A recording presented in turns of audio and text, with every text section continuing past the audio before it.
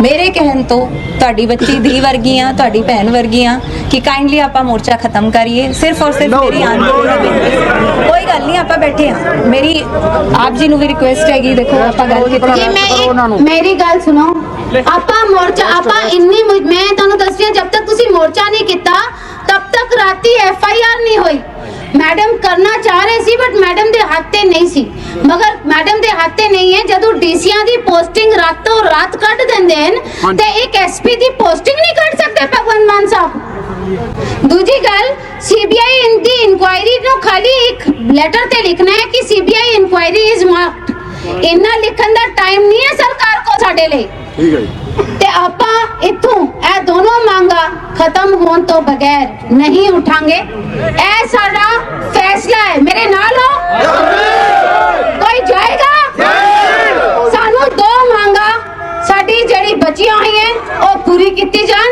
जदों पूरी होंगी आपा जावांगे, नहीं ते ए मोर्चा खत्म नहीं होएगा। असी पीसफुल मोर्चा रखिया है, पीसफुल ही मोर्चा रहेगा। और मैं एज अ फैमिली मेरे घरों एक बंदा इस मोर्चे ते 24 घंटे रहेगा। मैं या मेरा बेटा या मेरे परिवार वाले वारी वारी इस मोर्चे सारे खड़े रहेंगे। और मैं रिक्वेस्ट करूंगी जेडे इन्नी दूरों सैनिक आए हैं और मेरे पलटन दे बंदे और सारे सारे अज ते असी बहुत थोड़े हाँ, कल आप बहुत ज्यादा हो जाएंगे। अज ते असी इंसाफ मांग रहे हैं DC साहब, ताडे तो असी विश्वास रख रहे हैं। कल साडे हाथे कुछ नहीं, अज फौज नाल नहीं है, अजे ते रिटायर्ड लोग हैं, अजे ते असी सारे रिटायर्ड वेटरन और एक्स आर्मी मैन हैं कि भगवंत मान साहब एक तुसी अपने SSP ਨੂੰ ਜਦੋਂ ਕਾਲੀ ਮਾਤਾ ਦਾ ਹੋਇਆ ਸੀ, ਜਦੋਂ ਤੁਹਾਡਾ ਮਨ ਕਰਦਾ ਹੈ ਉਦੋਂ ਤੇ ਤੁਸੀਂ ਉਹਨਾਂ ਨੂੰ ਤੁਹਾਡੇ ਬੰਦਿਆਂ ਨਾਲ ਕੁਝ ਹੋਏ ਤਾਂ DCP ਦੀ ਵੀ ਬਦਲੀ ਤੇ SP ਦੀ ਵੀ ਬਦਲੀ, ਮਗਰ ਜਦੋਂ ਸਾਡੇ ਬੰਦੇ ਨਾਲ ਕੁਝ ਹੋਏ ਤੇ ਬਦਲੀ ਕਰਨ ਲਈ ਕਾਰਵਾਈ ਦਾ ਟਾਈਮ ਚਾਹੀਦਾ। बिल्कुल ठीक है। देखो मेरी सारिਆਂ ਨੂੰ ਬੇਨਤੀ ਹੈਗੀ ਤੇ ਅਸ਼ੋਰੈਂਸ ਹੈਗਾ ਕਿ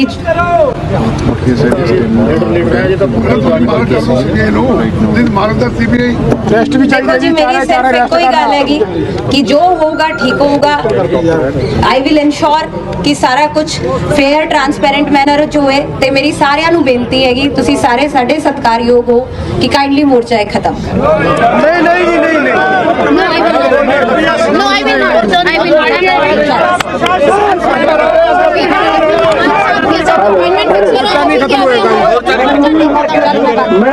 कुछ मेरे कोल सीगा, मैं इन्हां नूं कल तक कराया कि जी ये सारी पावरां मेरे कोल हैगी and I stand by you, I stand by what's right. Investigation which जो आंदा हैगा एंड देखो एज इत्थे बह के DC जनरली मतलब मैं ये नहीं कह रही कि मैं कोई इत्थे आके वड्डा काम कीता हैगा। धरनिਆਂ विच तुसीं भी नहीं देखिया होना क्योंकि डिस्ट्रिक्ट मैजिस्ट्रेट तो ऊपर DC तो ऊपर कोई नहीं हुंदा, पर मेरा पर्पस ही सीधा आन दा ये गल सीगी कि जी तुसीं साडे रिस्पैक्टेबल बंदे हो ते मेरा आन दा भी सिर्फ एक ही पर्पस सीगा कि मैसेज सारिਆਂ ਨੂੰ क्लीयर जान कि जो भी कुछ होगा फेयर ट्रांसपेरेंट मैनर विच होगा। जो भी इन्वेस्टिगेशन होनी है बिल्कुल ठीक होगी। आई विल इंश्योर इट, जो कुछ मेरी कैपेसिटी च होएगा जो सही होगा ਉਹਦੇ ਨਾਲ मैं खड़ांगी।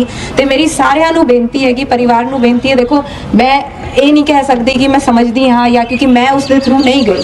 ਤੁਹਾਡੇ ਸਾਹਮਣੇ ਬੈਠੇ ਆ, ਤੁਸੀਂ ਸੁਣਿਆ ਵੀ ਹੋਣਾ ਜੋ ਵੀ परिवार ਕਹਿੰਦਾ ਹੈਗਾ ਜਾਂ ਜੋ ਵੀ ਕੁਝ ਹੋਇਆ ਉਹ ਬਹੁਤ ਮੰਦਭਾਗਾ ਹੈਗਾ ਤੇ ਮੈਂ ਸਿੰਪੈਥਾਈਜ਼ ਤੇ ਐਮਪੈਥਾਈਜ਼ ਵੀ ਕਰਨ ਦੀ ਕੋਸ਼ਿਸ਼ ਕਰ ਰਹੀ ਹਾਂ ਕਿ ਜੀ जो नहीं होना चाहिए सीगा जो होया ਉਹਦੇ बारे कार्रवाई जो है वो चलती पई हैगी। इन्वेस्टिगेशन जो सही होगा वो होगा।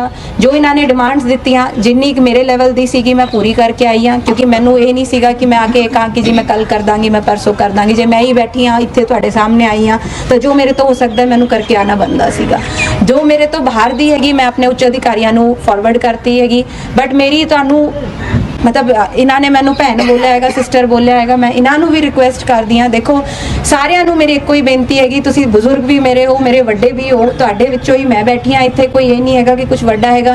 एज डिस्ट्रिक्ट मैजिस्ट्रेट मेरी बेनती है तुहानू सारिਆਂ ਨੂੰ कि जी जो होगा ठीक होगा, बट असी भी फैमिली नाल खड़े हाँ, तुसी भी खड़े हो ना जी ना। गल पूरी ਜਿਹੜੇ 8 ਆਦਮੀ ਛੱਡੇ ਆ ਉਹ ਵੀ ਵਿੱਚ ਲੈਣੇ ਚਾਹੀਦੇ नहीं ले ले ले ले ले नहीं नहीं कोई नहीं ले ले आओ ना नहीं है कि ले ले ਸਾਰਿਆਂ ਨੂੰ ਬਹੁਤ ਪਿਆਰ ਭਰੀ ਸਤਿ ਸ਼੍ਰੀ ਅਕਾਲ। ਬਸ ਮੈਂ ਥੋੜਾ ਜਿਹਾ ਟਾਈਮ ਲਾਂਗੀ ਕਾਈਂਡਲੀ। ਸਭ ਤੋਂ ਪਹਿਲਾਂ ਤਾਂ ਦੇਖੋ, ਇੱਕ ਗੱਲ ਜਦੋਂ ਮੈਂ ਸ਼ੁਰੂਆਤ ਕਰਨੀ ਚਾਹੁੰਦੀ ਹਾਂ ਕਿ ਜਿੰਨੇ ਵੀ ਸਾਡੇ ਆਰਮਡ ਫੋਰਸਸ ਹੈਗੇ, ਤੁਹਾਡੇ ਸਦਕਾ ਹੈਗਾ ਕਿ ਜੀ ਅਸੀਂ ਚੈਨ ਨਾਲ ਸੁਣਦੇ ਹਾਂ। ਔਰ ਇਹ ਗੱਲ ਕਹਿਣ ਨਾਲ ਹੀ ਨਹੀਂ ਹੈਗੀ, ਕਿਉਂਕਿ ਸਭ ਨੂੰ ਪਤਾ ਹੈਗਾ ਜੋ ਸੱਚ ਹੈਗਾ, ਤੇ ਤੁਸੀਂ ਸਾਰੇ ਹੀ ਸਾਡੇ ਵਾਸਤੇ ਬਹੁਤ ਸਤਿਕਾਰਯੋਗ ਹੋ, ਰਿਸਪੈਕਟੇਬਲ ਹੋ। ਉਸ ਦੇ ਇਲਾਵਾ ਵੀ ਮੈਂ ਇੱਕ ਗੱਲ ਕਹਾਂਗੀ ਕਿ ਜਦੋਂ ਤੁਸੀਂ ਉੱਥੇ ਆਪਣੇ ਪਰਿਵਾਰ, ਦੇਖੋ ਸਾਨੂੰ ਵੀ ਪਤਾ ਹੁੰਦਾ ਹੈਗਾ, ਮੈਂ ਬਾਹਰੋਂ ਇੱਥੇ ਪੋਸਟਡ ਹਾਂ, ਕਿ ਪਰਿਵਾਰ ਨੂੰ ਛੱਡ ਕੇ ਨੌਕਰੀ ਕਰਨਾ ਕਿੰਨਾ ਔਖਾ ਹੁੰਦਾ ਹੈ। ਤੁਸੀਂ ਤਾਂ ਐਡਵਰਸ ਜਿਹੜੇ ਐਟਮੋਸਫੀਅਰ ਕਹਿੰਦੇ ਆ ਨਾ ਕਿ ਜੀ ਬਿਲਕੁਲ ਠੰਡ ਇੰਨੀ ਹੈਗੀ ਤਾਂ -6 ਡਿਗਰੀ ਟੈਂਪਰੇਚਰ ਹੈਗਾ, ਉੱਥੇ ਸਾਡੇ ਵਾਸਤੇ ਤੁਸੀਂ ਸੇਵਾ ਦਿੰਦੇ ਹੋ ਕਿ ਅਸੀਂ ਚੈਨ ਦੀ ਨੀਂਦ ਸੋ ਸਕੀਏ। ਤਾਂ ਉਹਦੇ ਵਾਸਤੇ ਸਭ ਤੋਂ ਪਹਿਲਾਂ ਜਿਹੜਾ ਮੈਂ ਸ਼ੁਰੂਆਤ ਕਰਾਂਗੀ ਤੁਹਾਡੇ ਸਾਰਿਆਂ ਦਾ ਧੰਨਵਾਦ ਕਰਕੇ ਕਰਾਂਗੀ। ਤੇ ਉਹਦੇ ਨਾਲ ਹੀ ਨਾਲ ਜਿਹੜਾ ਸਾਡਾ ਕੰਮ ਹੁੰਦਾ ਹੈਗਾ, ਦੇਖੋ ਮੈਂ ਇਹ ਨਹੀਂ ਕਹਿੰਦੀ ਕਿ ਜੀ ਹਰ ਬੰਦੇ ਨਾਲ ਮੈਂ 19 ਟਾਈਮ ਲਾ ਪਾਉਂਦੀ ਹੁੰਦੀ ਜਾਂ ਹਰ ਕਿਸੇ ਨਾਲ ਕਿਸੇ ਦੀ ਗ੍ਰੀਵੈਂਸ ਪੂਰੇ ਦਿਲੋਂ ਕਰ ਪਾਉਂਦੀ ਹੋਣੀ, ਬਟ ਫਿਰ ਵੀ ਸਾਡੀ ਇੱਕੋ ਹੀ ਹਦਾਇਤ ਹੁੰਦੀ ਹੈ ਤੇ ਇੱਕੋ ਹੀ ਕੋਸ਼ਿਸ਼ ਹੁੰਦੀ ਹੈਗੀ ਕਿ ਚਾਹੇ ਕੋਈ ਭਾਵੇਂ ਮੇਰਾ ਸਰਵਿੰਗ ਸੋਲਜਰ ਹੋਵੇ, ਚਾਹੇ ਕੋਈ ਵੀ ਸਾਡੇ ਐਕਸ ਆਰਮੀ ਦਾ ਪਰਿਵਾਰ ਹੋਵੇ, ਕਿ ਸਾਡੀ ਕੋਸ਼ਿਸ਼ ਰਹਿਣ ਕਿ ਕਿਸੇ ਨੂੰ ਕਿਸੇ ਤਰੀਕੇ ਦੀ ਦਿੱਕਤ ਨਾ ਆਣ ਕਿ ਜੀ ਤੁਹਾਡੇ ਕਰਕੇ ਅਸੀਂ ਚੈਨ ਦੀ ਨੀਂਦ ਸੌਂਦੇ ਹਾਂ।